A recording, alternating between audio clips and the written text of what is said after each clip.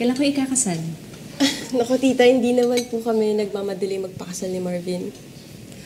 Naku, baka mapag-iwanan ka. Hindi naman po siguro, tita. Alam mo, mahirap mag-isa. Wala mag-aalaga sa'yo pag tumanda ka. Malayo pa naman po yun.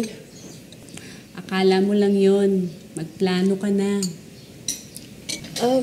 Minsan po kasi, tita, mas okay pag hindi natin pinaplano yung mga bagay-bagay.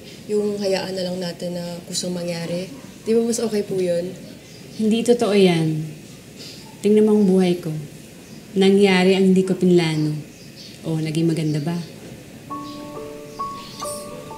Sorry ah.